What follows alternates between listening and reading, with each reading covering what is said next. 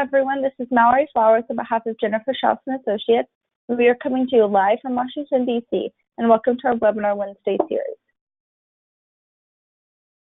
Our webinars are held every Wednesday in 2018 at 12 p.m. and 12:30 p.m. Eastern Time, and our speakers range from accountants to attorneys and other industry professionals. The full schedule for the rest of the year is on our website underneath the Webinar tab. In the interest of time, we do not take questions, and our speaker's contact info is posted on the last slide. So if you have any questions, please contact the speaker directly. The recordings are on our website underneath the Archive Webinar tab, as well as on our YouTube channel. All right, this is just a quick blurb about us. Jennifer Shelton Associates is based in downtown Washington, D.C., and we help both product and service companies with federal contracting. Our clients are domestic and foreign, defense contractors and civilian, and our services range from market analysis reports to contract vehicles, including the GSA schedule. We can also help you with proposal writing and post-award contract administration.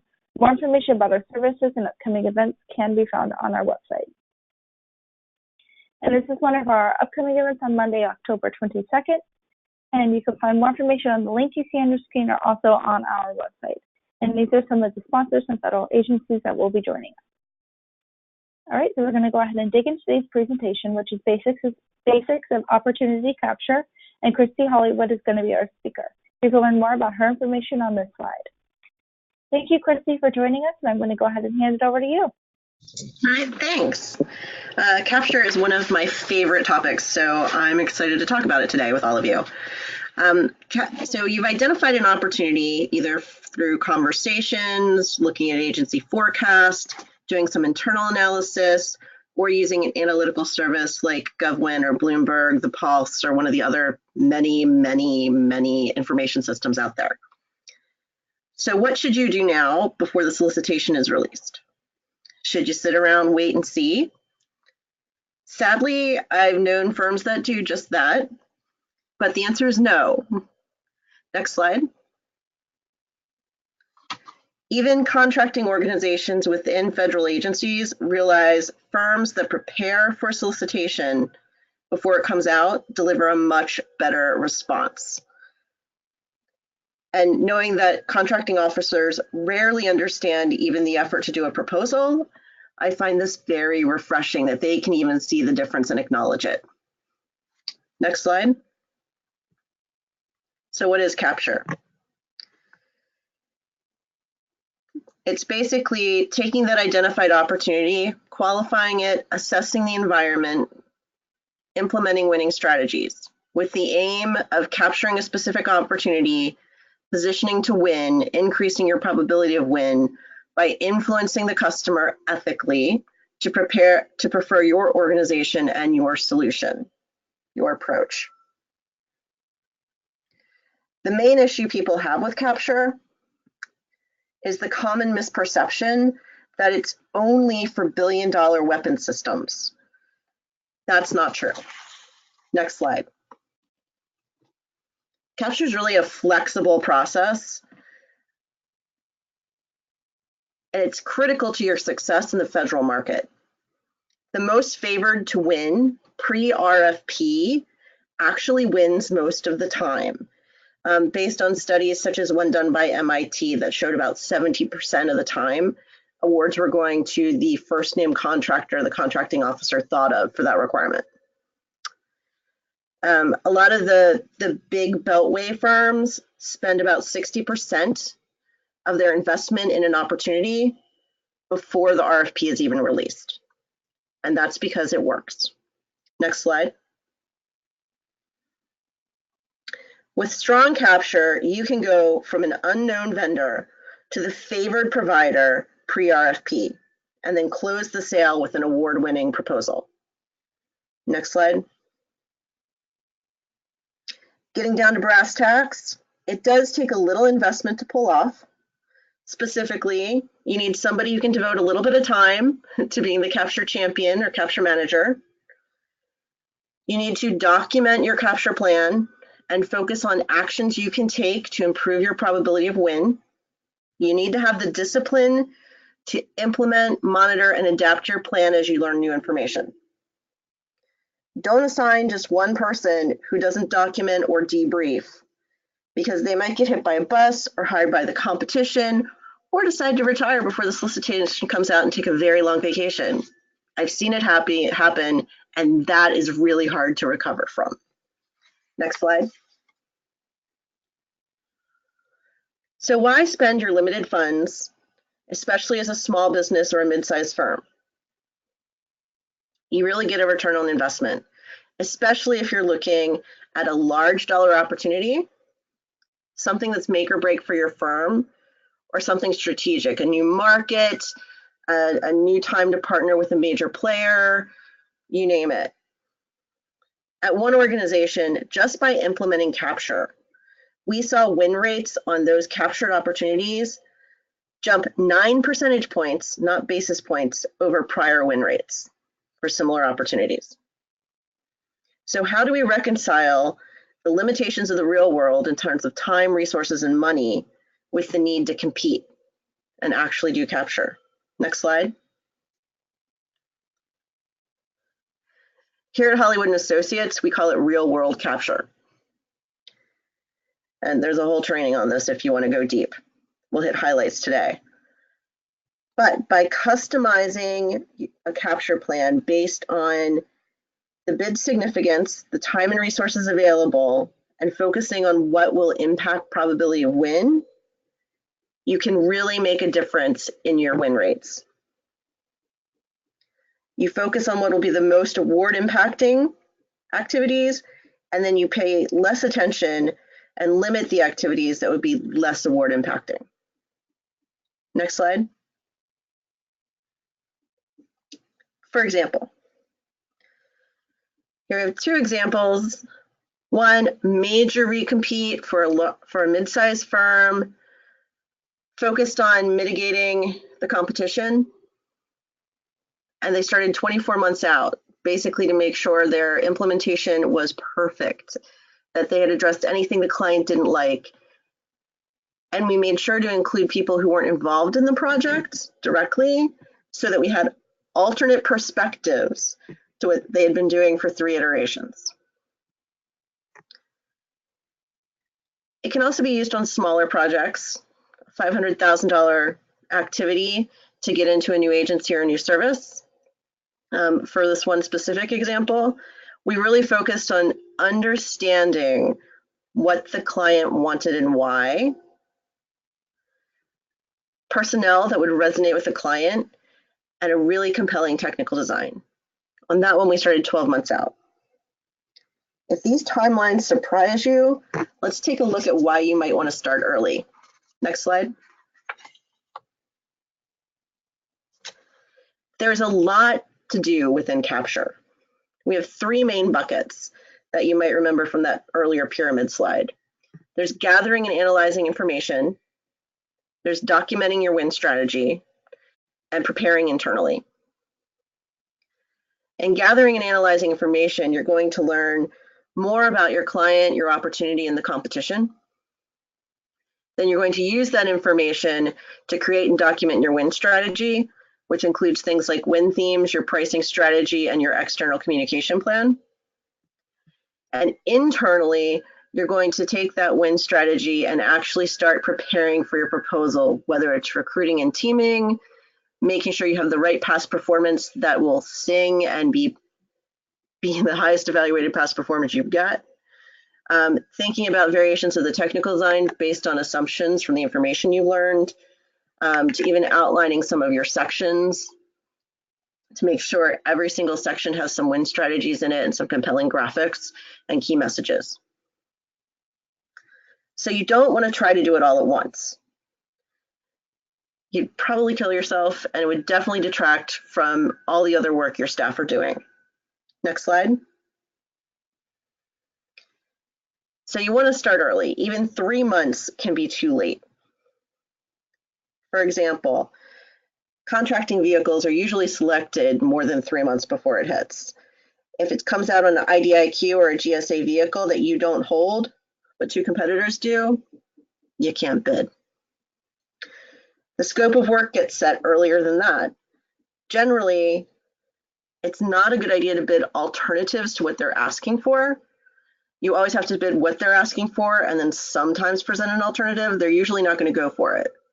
because they've spent lots of time on the government side determining what their objectives are, and if they're not issuing a statement of objectives, they know what scope of work they want. Public knowledge. By the time things come out in a public forum, you lose any information advantage you might have had, because then everyone else is going to start capturing and digging around. The competition may have signed your ideal candidate for your project director, project manager, etc., or the one that the client really, really wants. Teammates can get signed exclusively with others. There was one firm that waited to look at a recompete. They're just doing their implementation, not thinking about the recompete till 9 months out on a large recompete. And then they were surprised that some of their teammates had already signed with others who had approached them 18 months earlier. Testing of win themes and pricing preference. You really want to make sure that your win themes resonate with the client and that your pricing ideas are accurate. The quiet period can start at some places when the scope of work is sent to the contracting office, or at least that's the interpretation of the client. So you're not really going to be able to get in there and talk about a specific opportunity at that point. You can sometimes talk in generalized ways, but you're not really going to be able to do the real testing that you want to do. Lastly, doing good work is the best way to win new work. That's always been true in every industry, including in government. So you want time to be able to fix operational and implementation issues so that it can be reflected in your past performance. So depending on what cycle your project is, you probably want to start at least 12 months early, probably earlier, so it doesn't look like you're doing a dramatic course correction just to win new work. Next slide. So when do you start? You can think about it from the perspective of when your capture actions would have the most impact. In general, this graphic can tell you you can usually wait till about 6 months out to start locking down personnel.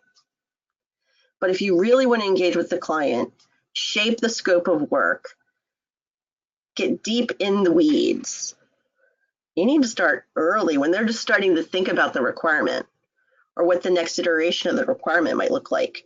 So that's usually 18 to 24 months. You really want to understand the competition fairly early because that's going to influence the rest of your strategy and how you're positioning with the client, and can inform how you're going to do your technical design as well, because you don't want to do the same thing with the same win themes 3 other firms are doing, especially if 2 of them are already incumbent with that client somewhere, and you're not. You can use your communications plan to reinforce the messages that you're trying to get across to the client about why you're better, why this approach is great, goes into the competition about why some other approaches are dated or have some flaws. Next slide. It seems like a long time, but I've heard a lot of folks say you should start preparing for the recompete the day after you kick off the project. And to a large extent, that's true. The earlier you start, the more you can spread out the effort, and it's not a mad dash. So now for a quick overview of each capture component. Within that gather and analyze bucket, we really want to learn more about the client. In banking, they have a saying, know your customer. You really want to know your customer. These are some basic questions. You can go really deep in this. Just make sure that the information you're gathering will inform some action, whether it's your technical approach, whether it's a bid, no bid, like do they really love the incumbent? Do they think they're the only contractor who has the right methods and skills? Are we going to be able to persuade them? Every competition or every component has multiple variations. So again, we're hitting the highlights here, but there's lots of different ways you can approach this. Next slide. Also, when you're gathering and analyzing information, you want to know the opportunity. Know the need for the work, the constraints affecting that particular project, and the likely requirements. A lot of times people forget to understand why the project is necessary, what the client and the staff who are going to be evaluating your bid actually want to get out of it. That's all part of this. If you just answer what's in the mail and you don't go to that unwritten requirements, unwritten constraints, unwritten hot buttons, it's going to be a lot harder to win.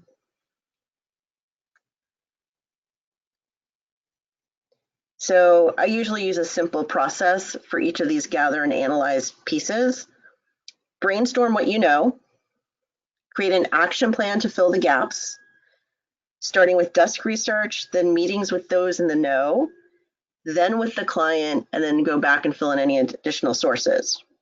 Always do your desk research first. You don't want to waste your time or the client's, or worse yet, embarrass yourself by asking questions you should have known the answers to when you go in and talk to the client. Next slide. The last piece of gather and analyze is analyzing the competition. You need to know what you are up against. And you want to know that you want to take a client perspective to this, not the, but we do it better. We're really better, really. They say this, but we do it better. I've heard that so many times.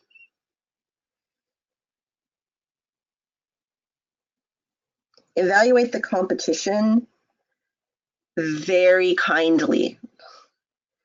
So you can take aggressive action to position against them, because they're going to be spinning what they feel are their strengths hard as well. So if in reality, based on what you really know, the client might not know, but what you really know, they only have 3 people on staff who know the specific software program.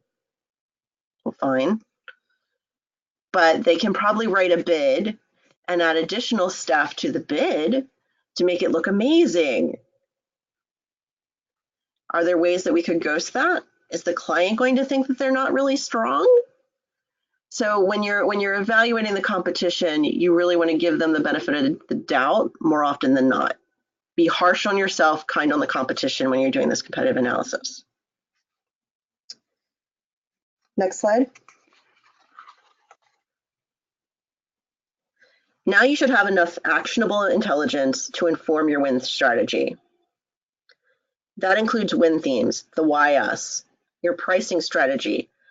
Are we trying to come in 10 to 20% lower to unseat an incumbent? What's our target price? What's the LOE? What are they expecting? If they have completely unrealistic expectations, which does happen from time to time, if we're starting our capture early, can we share with them similar projects and talk about the level of effort and costing that goes into it? They've probably forgotten some key assumptions as they were building up their estimates. Or maybe we're adding something in that they can clarify for us, isn't included. Teaming. Teammates should always bring either skills you're missing, knowledge of the client that you're missing, certifications that you're missing, or other missing experience. Otherwise, why team? I walked into a client one time and they were having a capture discussion and talking about teaming, and the comment was made, oh, well, I talked to those guys, so we have to include them on the team. The senior person who made that comment hadn't made a commitment, but he had picked up the phone and had an initial conversation and felt that obligated him to team. You need to have a real reason to team. Teaming adds complexity and risk to any project. So make sure that you're very clear on why you're teaming and what the roles are. It'll evaluate a lot better and save you a lot of headaches. The last part of win strategy is the external positioning and communications plan. How are you going to inform and educate the client pre-RFP, or in some cases, scare off the competition pre-RFP? I've seen that done as well, where you start doing news articles, blogs about some of the amazing things that you've done on the project. You get client quotes to include in there about how you've really delivered beyond their expectations. There are ways to do it. Next slide. The last phase of capture is to do your internal preparations. Often, you really want to do this iteratively while updating and continuing to gather and analyze and refine your win strategy. So these items should be fairly familiar to you as early proposal prep. The section strategies are really the key points for each expected section of the bid, graphic ideas, win themes and proof points for each section to win in. You don't want to do full text. You do want to make sure you have proof points for all of your sections, and you can trim those back if you need to for page count, but having them already down on paper helps you do that down select a lot more quickly when time becomes very limited post RFP. Next slide. Reviews. As with proposals, having perspectives beyond that of your capture champion or capture manager can help you keep things on track. You can do these really quickly with email updates. You can have an hour-long meeting. You can have a 100-page slide deck, which I don't recommend, but I know firms that do. I think a really easy way to do that is to have a pre-read of your capture plan, have a Q&A on issues or actions that you don't think are listed, and then get a commitment from the team. Here's things that need to happen before the next time we review this capture. Every time you do one of these reviews, you're reconfirming the bid decision to move forward. Remember the fallacy of sunk costs. This is the one issue that some firms have with capture. They feel that if people get invested in an opportunity or pursuit, it's impossible to kill it. There are successful captures that end in no bids. For example, one firm that I worked with was going after a large global opportunity that had been with the same firm, different firm, for 3 iterations. They knew that the project director was going to retire. So one of the 3 big things that we knew we needed to do to be truly competitive and win was to recruit the deputy project director. The client loved her. She was great. There were personal connections to our firm that we thought we could leverage. And after trying for a couple months, it was obvious it wasn't going to work. We weren't going to be able to get that strategic hire on board. So we had to pull the plug. And that was the right decision because we could have invested another couple $100,000. It was a major bid and not really improved our chance of winning. So no bidding saves you funds and effort that you can then put on more high probability win efforts. Next slide. So capture is something you can scale up or down depending how large the opportunity is and how strategic it is for your firm. But you should be doing capture in some way, shape, or form if you want to win. Next slide. There are a lot of additional resources out there as you think about implementing capture within your organization or switching up how you're implementing capture within your organization. These are just a few that I like. Next slide. Finally, just remember, if you aren't capturing the opportunity, someone else is. So make sure that you are capturing the work that you want to win. Back to you. Thank you so much, Christy, and thank you for sharing your time with us today, and thank you for everybody who joined us. If you have any questions for Christy, please contact her directly with the information you see on your screen. Next week at noon, we are covering debriefs, what, when, how, and why. And at 12:30, we are covering What's Your Values Proposition. Thank you, everybody.